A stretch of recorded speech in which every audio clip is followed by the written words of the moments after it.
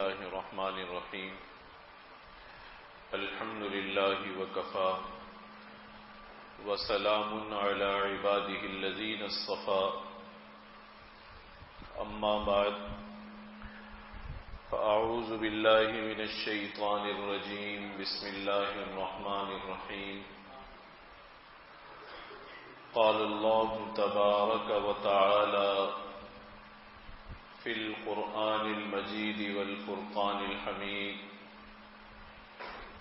يا أيها الذين آمنوا اتقوا الله وابتغوا إليه الوسيلة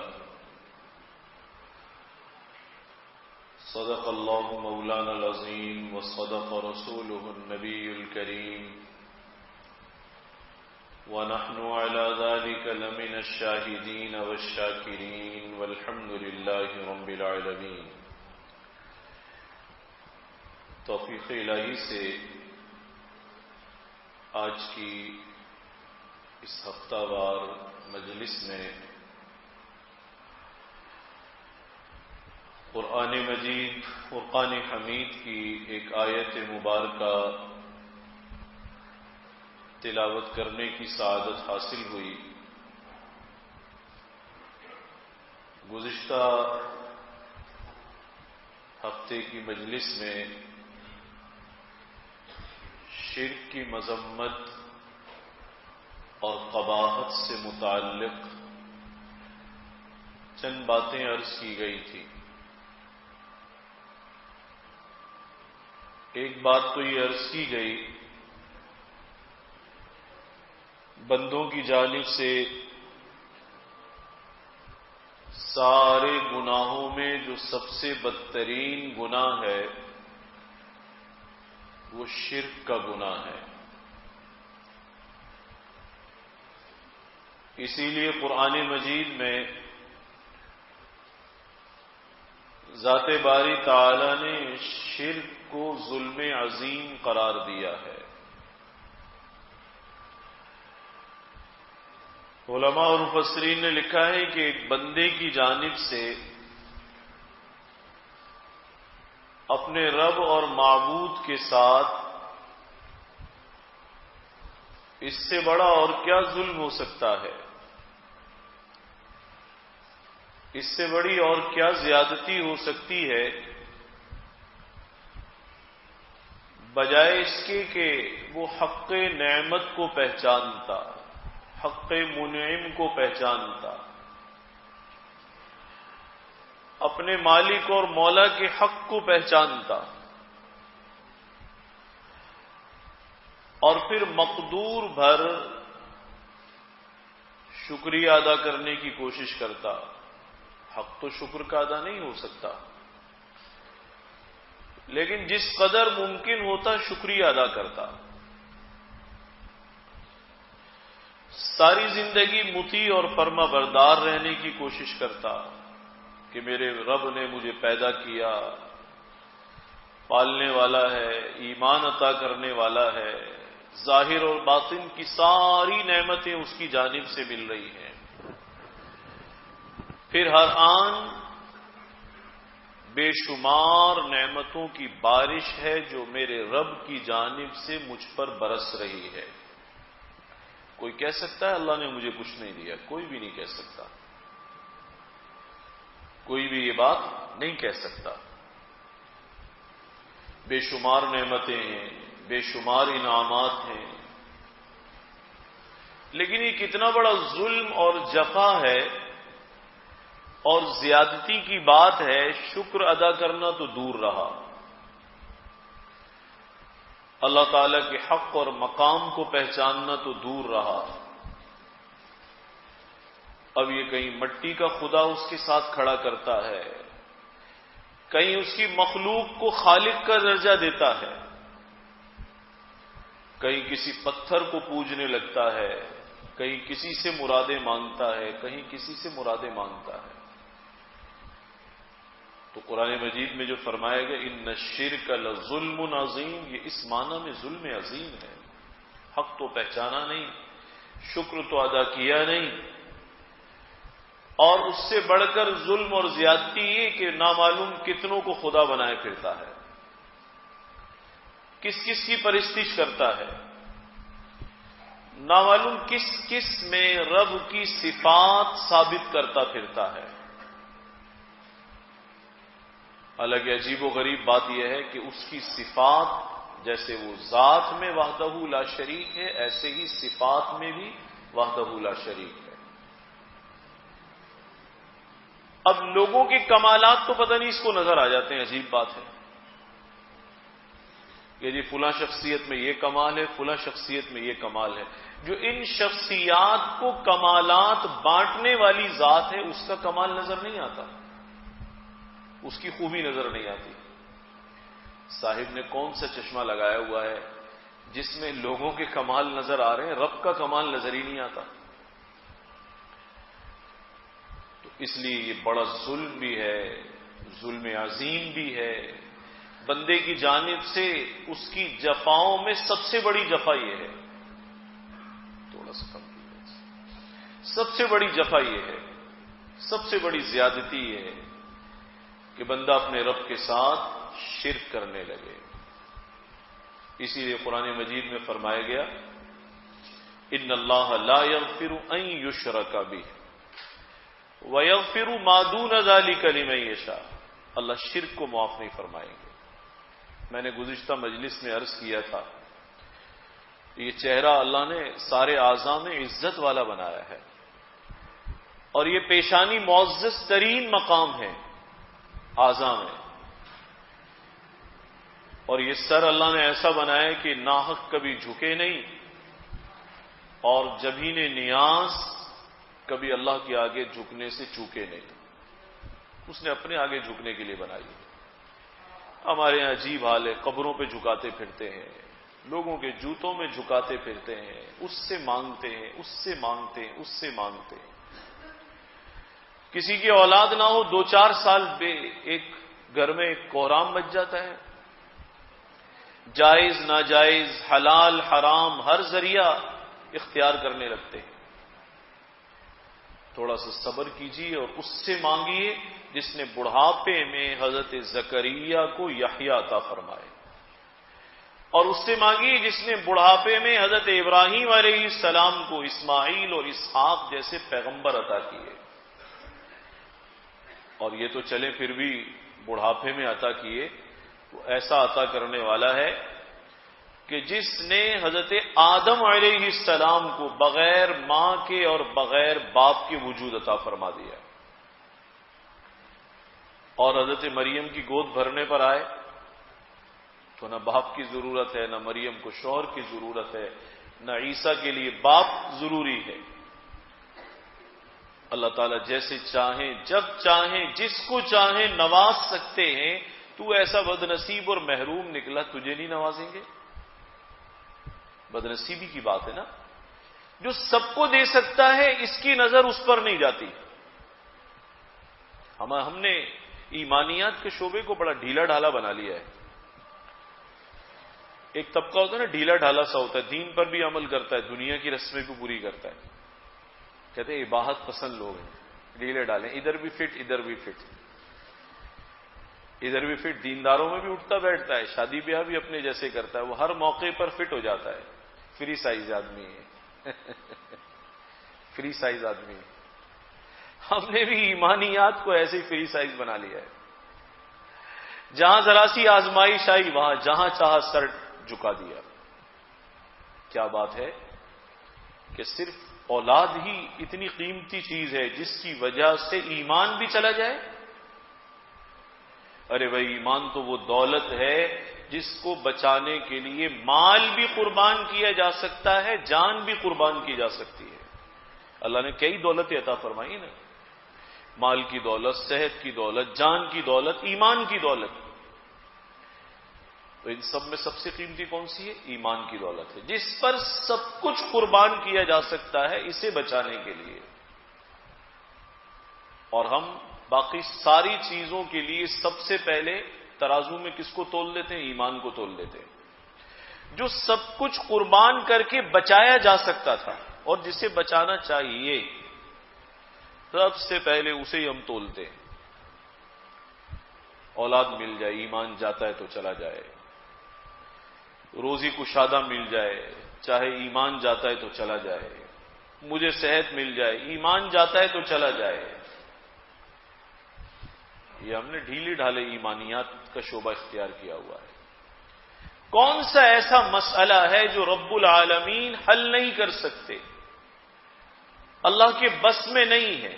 کون سا ایسا مسئلہ ہے؟ کوئی ایسا مسئلہ نہیں ہے. صرف ہماری فکر کی اور سوچ کی خرابی ہے بس، ورنہ مسئلہ تو کوئی بھی ایسا نہیں ہے جسے اللہ نہ حل کر سکے. تو اس شعبے میں سب سے زیادہ مضبوط ہونا چاہیے، سب سے زیادہ مستحکم ہونا چاہیے، اور اتنا مضبوط ہونا چاہیے. میں نے گزشتہ مجلس میں عرض کیا تھا، حضرت تھانوی رحمۃ اللہ علیہ کے ہاں اولاد نہیں ہوئی. اللہ کی مرضی ہے اور حکمت ہے اور مصلحت ہے. بعض مرتبہ ایک نعمت ہمارے پاس نہیں ہوتی، دل کہتا ہے یہ ہونی چاہیے، ہونی چاہیے، ہونی چاہیے، اولاد ہونی چاہیے. بس اب اولاد ہو رہی ہے. میں نے ان کانوں سے، اپنے گناہگار کانوں سے سنا ہے، اور ان آنکھوں سے بہت سارے لوگوں کو دیکھا ہے، کہتے ہیں ہماری اولاد جیسی نکلی، کاش یہ اولاد نہ ہوتی، یا ہوتی تو مر جاتی. ہر نعمت تو کامیابی کی ضمانت نہیں ہے. اور پھر ایسی نعمت جس کے ملنے کے بعد یا جس کو حاصل کرنے میں رب کا تعلق بھی چلا جائے. حضرت تھانوی رحمۃ اللہ علیہ کی جو بڑی اہلیہ تھی، پیرانی صاحبہ، بڑی پیرانی صاحبہ، انہوں نے خود حضرت کو اجازت دی، خود حضرت کو اجازت دی کہ آپ دوسرا نکاح فرما لیں، اولاد ہو جائے، اچھی بات ہے. چنانچہ حضرت نے دوسرا نکاح فرما لیا، اولاد پھر بھی نہیں ہوئی. اللہ دے تو بڑھاپے میں عطا فرما دے، اللہ نہ دے تو صحت مند کو اور جوان کو نہ دے. وہ قرآن مجید میں آتا ہے نا، یخلق ما یشاء یہب لمن یشاء اناثا ویہب لمن یشاء الذکور. جو چاہتا ہے پیدا کرتا ہے، کسی سے پوچھتا نہیں ہے تمہیں کیا چاہیے. کسی کو بیٹیاں عطا کرتا ہے، کسی کو بیٹے عطا کرتا ہے. او یزوجہم ذکرانا و اناثا، کسی کو دونوں عطا کرتا ہے. وَيَجْعَلُ مَن يَشَاءُ عَقِيمًا، اور جس کو چاہتا ہے بانجھ رکھتا ہے. لاکھ علاج کرا لیں اولاد ہی نہیں ہوتی، بڑے بڑے علاج کرا لیں اولاد نہیں ہوتی. ایک دن پیرانی صاحبہ نے کہا، آپ کے جو پیر صاحب ہیں حاجی امداد اللہ صاحب مہاجر مکی رحمۃ اللہ علیہ، اس سنا ہے بڑے مستجاب الدعوات ہیں، بڑے مستجاب الدعوات ہیں، تو پیر صاحب سے دعا کرائیں. تو حضرت تو پہلے ٹال دیا کرتے تھے کہ بھائی میں کیا کہوں، اللہ کی مشیت ہے، نہیں ہوتی اولاد نہ ہو، نہیں ہوتی نہ ہو. لیکن جب انہوں نے زیادہ اصرار کیا تو ایک دن حاجی صاحب رحمۃ اللہ علیہ، ہمارے سلسلے میں سید الطائفہ کہا جاتا ہے حضرت کو، تو حضرت سے موقع دیکھ کر کہا کہ حضرت میری خواہش نہیں ہے، میری اہلیہ کی خواہش ہے، میں تو راضی ہوں، بس اولاد ہو جائے ٹھیک ہے، نہ ہو تو بھی ٹھیک ہے، لیکن میری اہلیہ کی بڑی چاہت اور خواہش ہے کہ اولاد ہو جائے. اور ان کی خواہش کی وجہ سے کہ آپ سے وہ چاہتی ہیں کہ میں دعا کراؤں، تو میں ان کی طرف سے درخواست کر رہا ہوں کہ آپ دعا فرما دیں اولاد ہو جائے. حاجی صاحب رحمۃ اللہ علیہ کے اپنے بھی نہیں تھی. اب اللہ تعالیٰ نہ دے تو پیروں کو بھی نہ دے، کوئی لڑ سکتا ہے اللہ سے؟ ہمارے زمانے میں جو سمجھ لیا جگہ جو پیر صاحب ہیں تو زندہ لاکھ کے اور مرے 1.25 لاکھ کے، بس یہ کام کر دیں گے. اب پتہ بھی ہے جن پیر صاحب کی قبر پر تم سجدے کر رہے ہو، چراغ جلا رہے ہو، ان کے پتہ کر لینا ان کی بھی اولاد ہوئی تھی یا نہیں ہوئی تھی. معلوم ہوگا ان کے بھی نہیں ہوئی تھی. ایسا بھی ہو سکتا ہے نا. بھائی بندے تو سب ہیں، اور بندگی میں اور عبدیت میں سب برابر ہے. شاہ و گدا اللہ کے ہاں سب برابر ہیں. کوئی ایسا فرق نہیں ہے کہ بھئی یہ اس کا مقام اللہ دیکھیں گے تو بھئی ضرور دے دیں گے، اور اس کا مقام دیکھیں گے تو اللہ نہیں دیں گے. حاجی صاحب رحمۃ اللہ علیہ کے یہاں بھی اولاد نہیں تھی، تو حضرت نے ڈرتے ڈرتے درخواست کر دی کہ حضرت اہلیہ صاحبہ کہتی ہیں کہ آپ سے دعا کرانی چاہیے. ہمارے یہاں مشہور ہے حاجی صاحب رحمۃ اللہ علیہ صاحب کش بزرگ تھے. تو حضرت نے سن کر دعا تو نہیں کی. حضرت نے فرمایا لگتا ہے آپ کا حال بھی فقیر جیسا ہی ہوگا. سمجھ آئی بات؟ یعنی اشارہ دیا کہ اولاد ہونی نہیں ہے، آرام سے بیٹھ جائیں بس. تو یہ معاملات، یہ ساری باتیں، ساری چیزیں، رزق کا ملنا نہ ملنا، اولاد کا ہونا نہ ہونا، کم روزی ملنا زیادہ ملنا، رب کی مشیت ہے. ان چیزوں کی وجہ سے جو سب سے قیمتی دولت ایمان کی دولت ہے اس کو قربان نہیں کیا جا سکتا. بھئی ایمان پر اولاد قربان کی جا سکتی ہے نا، جان قربان کی جا سکتی ہے، مال قربان کیا جا سکتا ہے. ہماری اس دور میں عجیب حالت ہو گئی، ہم سب سے پہلے ایمان کو تولنے کے لیے آگے لاتے ہیں. اس کو نمٹائیں پہلے. سودا بیچ رہے ہیں ایمان خراب کر رہے ہیں، معاملات پڑھ رہے ہیں ایمان خراب کر رہے ہیں. ذرا سی دیر میں ہمیں یہ احساس نہیں رہتا یہ صحیح عمل ہے غلط عمل ہے، یہ کام کرنا چاہیے یا نہیں کرنا چاہیے. اب سنیں حضرت تھانوی رحمۃ اللہ علیہ کے اولاد نہیں ہوئی، ہمارے پردادا پیر ہیں. تو ایک مرتبہ زندگی کے آخری سالوں میں ایک مرتبہ آپ حاضرین سے فرمایا، لیکن اللہ نے کام بہت بڑا لیا. ہندوستان میں جو بڑے بڑے جبال علم تھے، مشہور تھا کہ یہ کسی سے متاثر ہی نہیں ہوتے. حضرت تھانوی کے حلقے میں شامل ہوئے، متاثر ہوئے. علامہ سید سلیمان ندوی، مولانا عبد الماجد دریا آبادی، مولانا عبد الباری ندوی، مفتی محمد شفیع صاحب رحمۃ اللہ علیہ، مولانا خیر محمد جالندری، مفتی محمد حسن امرتسری، مولانا عبد الرحمان کامل پوری، بڑے بڑے لوگ، نابغہ روزگار لوگ، اپنے زمانے کے بڑے اپنے اپنے شعبوں کے، یعنی آپ ایسا کہہ لیجئے کہ جو امام سمجھے جاتے تھے. اور ہر علاقے کے، ہر شہر کے، ہر ریاست کے جو اس قسم کے بڑے لوگ تھے، وہ سب کس کے پاس پہنچے؟ حضرت تھانوی رحمۃ اللہ علیہ کی خدمت میں آئے. اللہ نے بڑا کام لیا، تحریر کا کام بھی لیا، تصنیف کا کام بھی لیا، اور واعظ و تلقین کا کام بھی اللہ نے بہت بڑا لیا ہے. ہزاروں واعظ چھپے، ملفوظات محفوظ ہوئے، کتابیں حضرت نے بہت لکھی. تو ایک دن فرمانے لگے جوانی میں تو خیال آتا تھا کبھی کبھی اولاد نہیں ہے، کبھی کبھی خیال آتا تھا جوانی میں اولاد نہیں ہے. اہلیہ بھی کہتی تھی اولاد نہیں ہوئی. لیکن اب جب میں یہ دیکھتا ہوں کہ اللہ تعالی نے اولاد کے جھنجٹ سے تو مجھے بچایا، بچے نہیں ہوئے. ظاہر بچے ہوتے ہیں تو بھائی اس کی وجہ سے انسان پر اثر پڑتا ہے. کبھی بیمار ہے، کبھی کوئی مسئلہ ہے، کبھی تعلیم کے مسائل، کبھی پالنے پوسنے کے مسائل، دوا دارو کے مسائل، شادی بیاہ کے مسائل، روزگار کے مسائل. تو یہ اولاد اپنے ساتھ انسان کو الجھا لیتی ہے، الجھا لیتی. اسی لیے حدیث شریف میں آتا ہے نا، اچھا بھلا آدمی ہوتا ہے، بچے ہو جاتے ہیں، اولاد ہو جاتی ہے، تو اس میں دو خرابیاں آ جاتی ہیں. یہ کیا بنا دیتی ہے؟ حضور نے فرمایا مبخلۃ مجبنۃ. اچھے بھلے سخی آدمی کو یہ بخیل بنا دیتی ہے اولاد. اب وہ جس کا کھلا ہاتھ تھا وہ سوچتا ہے دو پیسے بچاؤں بچوں کے کام آئیں گے، دو پیسے بچاؤں بچوں کے کام آئیں گے. حضور فرما رہے ہیں تو ظاہر ہے بڑی قیمتی بات ہے. اور بڑے دلیر اور بہادر آدمی کو بزدل بنا دیتی ہے. بے خوف و خطر جو قدم اٹھایا کرتا تھا، اب ہر قدم پہ سوچتا ہے میں مر گیا تو بچوں کا کیا ہوگا، میں مر گیا تو بچوں کا کیا. حضور فرما رہے ہیں اثر تو ہے نا اولاد کا.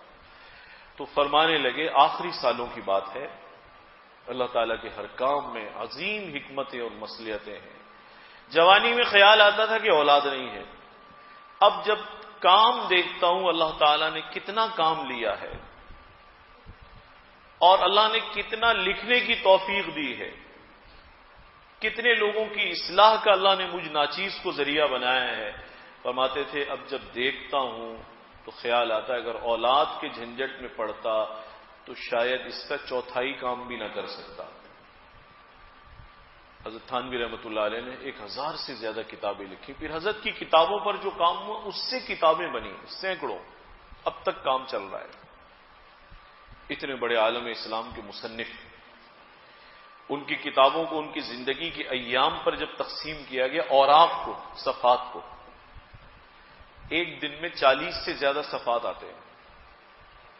یہ 40 صفحات وہ نہیں ہے کہ املا کر لیا انہوں نے، کہ سامنے لکھا تھا تو دیکھ دیکھ کے لکھتے گئے، سوچ سوچ کر بحث مباحثے کے بعد جو نفیس مباحث اور ابواب اور موضوعات تھے، ان پر حضرت تھانوی رحمۃ اللہ علیہ نے جو قلم اٹھایا، 40 سے زیادہ یومیہ صفحات زندگی کے ایام پر آتے ہیں۔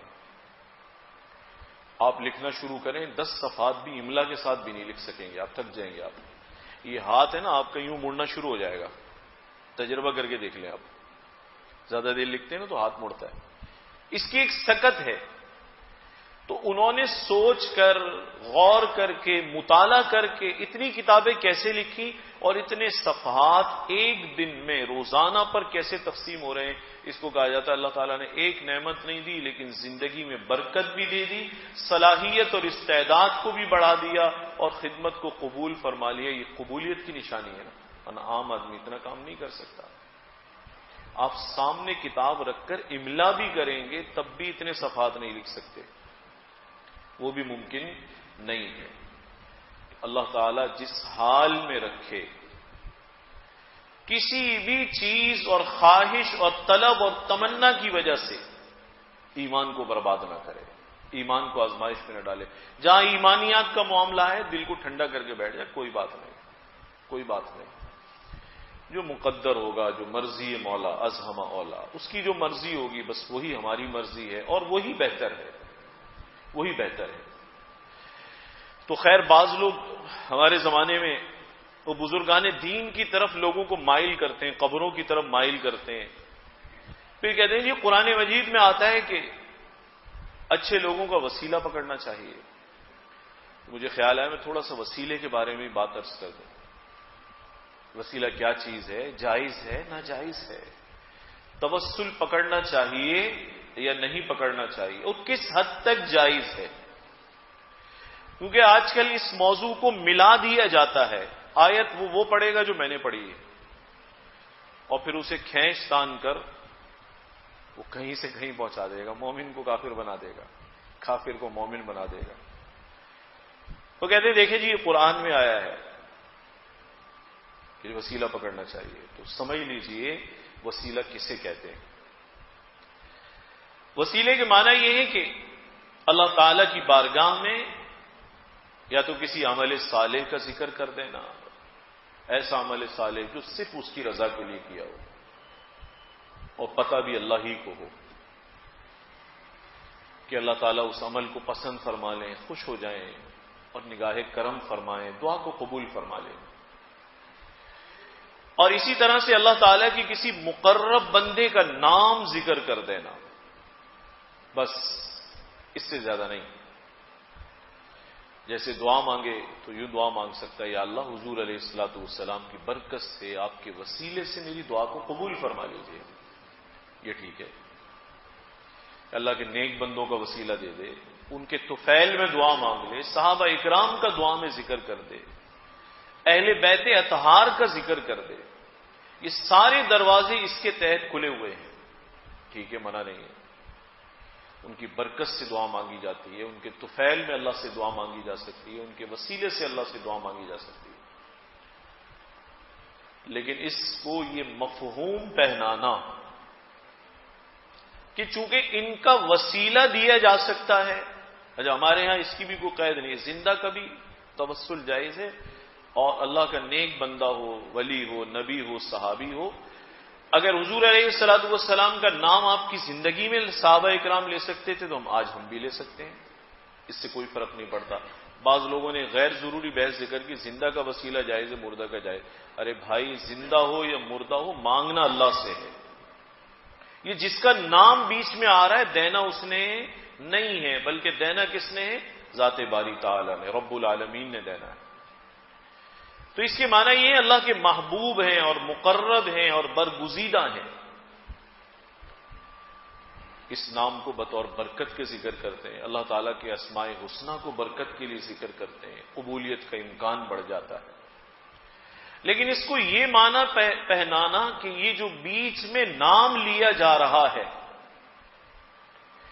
اسے درمیان سے اٹھا کر ہم اسے معبود اور مطلوب اور مسجود اور مقصود بنا لیں، یہ ٹھیک نہیں ہے۔ مانگنا اس سے جائز نہیں ہے، سوال اس سے کرنا جائز نہیں ہے۔ بطور برکت کے دعا مانگنا، اس میں کسی عمل صالح کا تذکرہ کر لینا یا کسی ہستی کا یا پیغمبر کا یا اللہ کے نیک بندے کا ذکر کر دینا، یہ الگ چیز ہے، یہ الگ چیز ہے، یہ شرک نہیں ہے، اسے شرک کسی نے بھی نہیں کہا، نہ اس سے ہمارے حضرات نے اکابرین نے منع کیا ہے۔ اس سے توسل جائز ہے، وسیلہ جائز ہے، لیکن وسیلے کا یہ معنی بھی ٹھیک نہیں ہے کہ اللہ تعالی ہماری سنتے نہیں ہیں یا سن نہیں سکتے جب تک بیچ میں ہم کسی کو لائیں گے نہیں، یہ غلط معنی ہے۔ بھائی اختیار ہے، آپ ذکر کر دیں، اچھی بات ہے، اور اگر کوئی بیچارہ پریشان حال ہے براہ راست شروع ہو جاتا ہے اللہ سے دعا مانگتا ہے، یا اللہ میری پریشانی دور کر دے، میری مشکل حل کر دے، میرے مسئلے کو حل کر دے، تو یہ کہنا ٹھیک نہیں کہ اب اللہ سنیں گے ہی نہیں، اللہ تو سنیں گے، اس حالت میں بھی سنیں گے، اللہ سب کی سننے والے ہیں، سب کی دعا کو قبول کرنے والے۔ ہمارے ہاں ایک طبقے نے لوگوں کو ایسا اس بحث میں الجھایا ہے، بعض لوگ یہ سمجھتے ہیں کہ بھئی ہم دعا مانگیں گے تو دعا بھی قبول نہیں ہوگی، دعا بھی مولانا سے کرائیں گے، قرآن مجید پڑھتے ہیں، ایصال ثواب بھی خود نہیں کرتے، وہ بھی مولانا کے پاس لکھ کر بیچتے ہیں، میں نے اتنے قرآن ختم کیے ہیں، خواتین ہماری گھروں سے بیچتی ہیں بیچاری، رمضان میں بہت پرچے آتے ہیں، وہ یہ خیال کرتی ہیں کہ یہ مولانا والی جو سیڑھی ہے یہ بڑی مضبوط سیڑھی ہے، اس سیڑھی سے جو قرآن جائے گا وہ سیدھا جائے گا اور ہمارے والا شاید ادھر ادھر ہو جائے گا۔ ایسا تصور غلط ہے۔ جتنا ایک عالم اللہ کے قریب ہے، مرتبے کا بڑا یا چھوٹا ہونا علیحدہ بات ہے، قرب تو سب کو حاصل ہے۔ نحن اقرب الیہ من حبل الورید، اللہ فرما رہے ہیں شہرگ حیات سے ہم زیادہ قریب ہیں، شہرگ حیات سے ہم زیادہ قریب ہیں۔ تو یہ تصور غلط ہے، یہ مولانا اگر قرآن بخشیں گے تو پہنچ جائے گا۔ اب یہی سبق پڑھائے گے ایصال ثواب میں، وہ بیچارے کہتے ہیں بھئی اگر ہم کھانا بھی دینا چاہتے ہیں تو پہلے ختم مولانا پڑھیں گے۔ ارے بھائی آپ نے غریب کو کھلایا، اس کی بھوک کو مٹایا، آپ نے صدقہ دیا، اس کی حاجت کو پورا کر دیا، اس اجر کی آپ نیت جہاں چاہیں بیٹھے بیٹھے کر سکتے ہیں، یا اللہ اس صدقے کا، اس عمل کا جو اجر ہے میرے والدین کو پہنچا دیجیے، یا میری والدہ کو، میرے والد کو، میرے بھائی کو، میرے عزیز کو، جس کو پہنچانا چاہتے ہیں، ایک یا ایک سے زیادہ آپ خود بھی پہنچا سکتے ہیں۔ تو یہ جو سبق یاد کرا دیا گیا یہ غلط ہے، یہ خلاف حقیقت بات ہے۔ وہ وسیلے کے معنی صرف اتنے سے ہیں، کسی برگزیدہ ہستی کا تذکرہ کر دینا، بیچ میں لے آنا، لیکن اس کے معنی یہ ہرگز نہیں ہے کہ ان ہستیوں سے اللہ راضی ہیں، ان کا نام نہ لیا تو دعا سنی بھی نہیں جائے گی، دروازے بند ہو جائیں گے، یہ بھی غلط ہے۔ اور یہ بھی غلط ہے کہ ان ہستیوں ہی سے مانگنا شروع کر دیا جائے، اس کا تو وسیلے سے دور دور تک کوئی واسطہ نہیں ہے، دور دور تک کوئی تعلق نہیں ہے۔ تو ان باتوں کو خلط ملط کر دیتے ہیں، آیت یہی والی پڑھتے ہیں اور اسے لے جا کر غیر اللہ کی چوکھٹ پر سجدے تک ثابت کر دیتے ہیں، اس سے ایسی قوت استدلال ہے، کیا بات ہے۔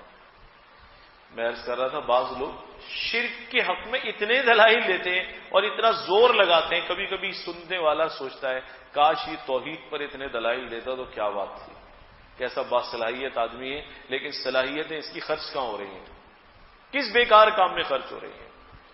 تو بھائی یاد رکھیں ساری حاجتیں، ساری مشکلات کا حل رب العالمین کے پاس ہے، ایک اللہ کے پاس ہے، جس سے نبی مانگتے رہے، جس کے در کے سبھی محتاج ہیں، نبی ہو یا ولی ہو یا صحابی ہو، سب کا رب ہے نا، سب کا پیدا کرنے والا ہے۔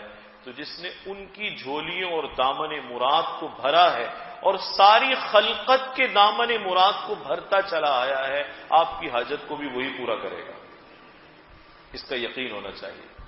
تو وسیلے کا وہ معنی لینا غلط ہے کہ یہ برگزیدہ ہستیاں ہیں لہذا اللہ کے یہاں ان کا مقام ہے، یا بعض لوگ کہتے ہیں کہ جی اللہ تعالیٰ ان کے ذریعے سے خیر بانٹتے ہیں، اللہ تعالیٰ ان کے ذریعے سے خیر بانٹتے ہیں۔ چلے بھئی یہ بھی اب بات سمجھ میں آ گئی کہ اللہ کسی کو کارندے کے طور پر استعمال فرماتے ہیں، کسی سے اللہ کوئی کام لے سکتے ہیں، اللہ کے جنود ہیں، اللہ کے لشکر ہیں، اللہ کے رجال ہیں، بہت ساری مخلوقات ہیں جن کے ذمے بہت سارے کام ہیں۔ اللہ کسی سے کوئی کام لے سکتے ہیں، کسی سے کوئی کام لے سکتے ہیں۔ ایک حاجت مند ہے، اللہ کسی صاحب حیثیت کے دل میں ڈالتے ہیں، اس کی حاجت کو پورا کر دیتا ہے۔ اس کا مطلب اللہ نے اس کو اس کے لیے اس سے کام لے لیا اللہ نے۔ تو کیا مطلب ہے کل سے آپ اسی شخص سے دعا مانگیں گے کہ پہلے بھی مسئلہ اسی نے حل کیا تھا، اب بھی اسی سے حل کرائیں گے؟ نہیں نہیں نہیں نہیں، ایسا ہرگز نہیں ہے۔ بلکہ یہ خیال کرنا چاہیے کہ وہ اللہ کیسا ہے، میرا کتنا خیال کرنے والا ہے کہ مجھے اس کے سامنے اظہار کرنے سے بھی محفوظ رکھا، مجھے کہنا بھی نہ پڑا، اللہ نے خود اس کے دل میں ڈال کر عزت سے میرا کام کرا دیا۔ پہلے اللہ کی طرف دھیان کم تھا، اب تو زیادہ ہونا چاہیے۔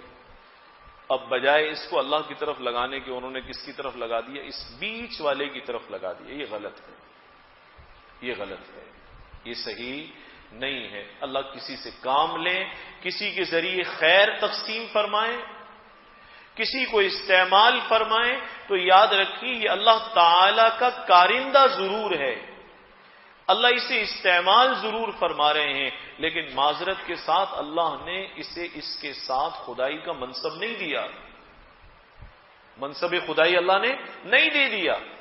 اب کھینچتان کرتے ہیں، دیکھو جی فلاں بزرگ کی کرامت تھی، انہوں نے اس کی مدد کی، تو یہ بھی پتا ہے کہ بزرگان دین کرامت کے اظہار میں آزاد نہیں ہے، جب اللہ چاہتے ہیں تب ظہور ہوتا ہے، اگر اللہ کی مرضی نہ ہو تو ظہور بھی نہیں ہوتا۔ علماء نے صاف لکھا ہے حضرات انبیاء علیہ السلام سے بھی معجزے کا صدور تب ہوتا ہے جب اللہ چاہتے ہیں، اور اگر اللہ نہ چاہے تو ان سے بھی صدور نہیں ہوتا۔ اور یہ چیز اللہ نے اپنے ہاتھ میں رکھی یہ بتانے کے لیے کہ یہ سب کے سب میرے ہی محتاج ہیں۔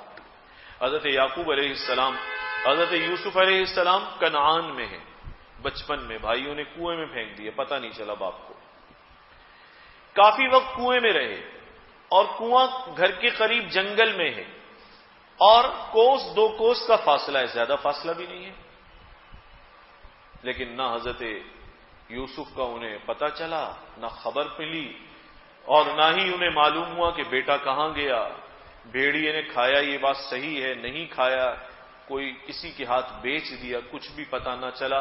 40 سال روتے رہے، 40 سال روتے رہے، اور جب اللہ تعالیٰ نے چاہا کہ بھئی اب اس سارے مسئلے کو کھول دیا جائے، سارے مسئلے کو کھول دیا جائے، اور حضرت یوسف علیہ السلام بادشاہ بن گئے، اب اللہ نے چاہا کہ اب ساری حقیقت کھولی جائے اور بتایا جائے کہ اللہ کیسے غالب ہے۔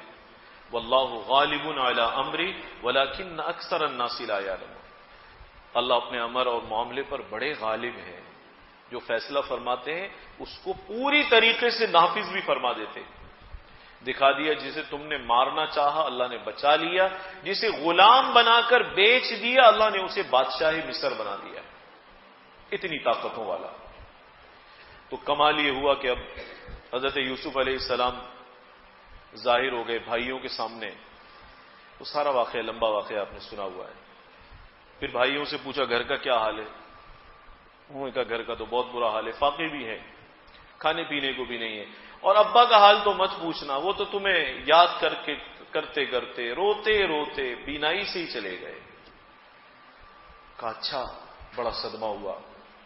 آپ نے اپنا کرتا اتار کر دیا اور فرمایا یہ لے جاؤ، اور یہ لے جا کر والد محترم کے چہرے پر پھیر دینا، آنکھوں پر پھیر دینا۔ اب یہ قافلہ مصر سے چلا ہے اور جانا کہاں ہے؟ شام۔ اگر آپ کو میری بات سمجھ میں نہ آئے تو آج کل تو میپ ہے، اس میں دیکھ لیجئے مصر کہاں ہے، بر اعظم افریقہ میں شام کہاں ہے، کتنا زیادہ فاصلہ ہے، سینکڑوں کلومیٹر کا فاصلہ ہے۔ تو جب وہاں سے قافلہ چلا، اب حضرت یوسف علیہ السلام گاؤں میں اپنے گھر میں کہ حضرت یعقوب علیہ السلام کنعان میں آنکھوں سے نابینا ہو چکے ہیں، بڑھاپا بھی انتہا کو پہنچا ہوا ہے، سال ہا سال کئی عشرے گزر چکے، 40 سال یا اس سے زیادہ کا عرصہ گزر چکا ہے۔ اب جب قافلہ چلا اس میں حضرت یوسف نہیں آ رہے بلکہ صرف ان کی قمیص آ رہی ہے۔ فرمایا تھا نا اذهبوا بقمیصی ھذا فالقوه علی وجه ابی یاتی بصیرا، یوسف نہیں آ رہے، صرف کرتا اور قمیص آ رہی ہے۔ تو گھر والوں سے تو بات ہی کم کرتے تھے، روتے رہتے تھے زیادہ تر، لیکن اس دن اپنے حجرے سے کمرے سے تفسیر نے لکھا باہر نکلے، اور باہر آ کر ان کو بچوں کو، جو خواتین تھیں بچے تھے، بیٹے تو گئے ہوئے تھے، ان سے فرمانے لگے انی لاجد ریح یوسف لولا ان تفندون، اگر تم مجھے بہکا ہوا نہ کہو تو ایک بات کہوں؟ ان کا کہیے کیا کہنا چاہتے ہیں؟ فرمانے لگے آج مجھے یوسف کی خوشبو آ رہی ہے۔ کمال ہے۔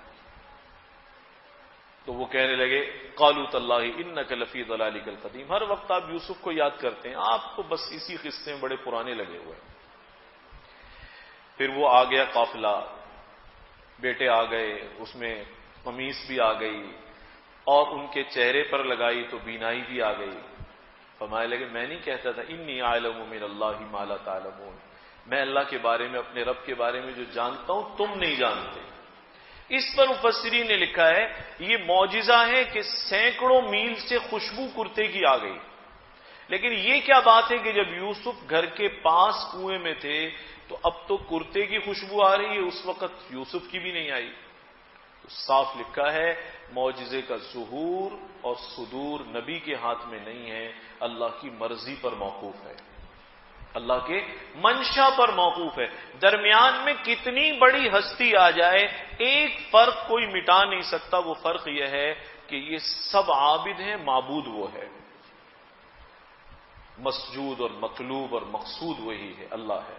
کسی کے درجے اور مرتبے کی وجہ سے، ولایت کی وجہ سے، صحابیت کی وجہ سے، امامت اور نبوت کی وجہ سے اسے منصب خداوندی پر فائز نہیں کیا جا سکتا، سب اس کے محتاج ہیں، اور ہر کام اللہ کی مرضی اور منشا پر منحصر ہے۔ تو کبھی ایمان کو خلل نہ آنے دے، خراب نہ ہونے دے، جب مانگے اللہ سے مانگے، اور خوب مانگے، کشادہ مانگے، جی بھر کر مانگے، اور یہ سمجھ کر مانگے میرے رب کے خزانے کبھی ختم ہونے والے نہیں ہیں۔ ادھر ادھر نظر نہ ڈالے، ہٹکے نہیں، اپنے ایمان کو کمزور نہ ہونے دے۔ اولاد چاہیے، مال چاہیے، صحت چاہیے، گھر بار کے مسائل ہیں، دین کے، دنیا کے، آخرت کے، کوئی بھی مسئلہ ہے اس کا در کھلا ہوا ہے، اور وہ سب کو نوازتا آیا ہے، وہ مجھے بھی نوازے گا، آپ کو بھی نوازے گا، سب کی دعائیں سننے والا ہے، قبول کرنے والا ہے۔ تو اللہ اور بندوں میں یہ فرق ہمیشہ سے ہے، ہمیشہ رہے گا۔ ہم سب محتاج اور فقیر ہیں، اور غنی اور حمید اور عطا کرنے والا اللہ ہے، دینے والا وہی ہے۔ اس لیے ان بحثوں میں پڑھ کر ہمارے یہاں ہانکتے ہیں، بس آیت کوئی پڑھی، ترجمہ کچھ کیا، اور ڈنڈی مار کر اسے کہاں سے کہاں پہنچا دیا۔ تو بھئی یاد رکھیں جب ہاتھ اٹھائے تو اللہ سے مانگے، سوال کرے تو اللہ سے سوال کرے، درمیان میں کسی بزرگ کا، ہستی کا، ولی کا، قطب کا، غوث کا ذکر کر سکتے ہیں، لیکن یہ طے کر لے کہ منصب خداوندی پر ان میں سے کوئی بھی بیٹھنے کا اہل نہیں ہے، دینے والا اللہ ہے۔ یہ سب بھی اسی سے مانگتے تھے، اور مجھے بھی اسی سے اپنی حاجات کا سوال کرنا چاہیے۔ آخر دعوانا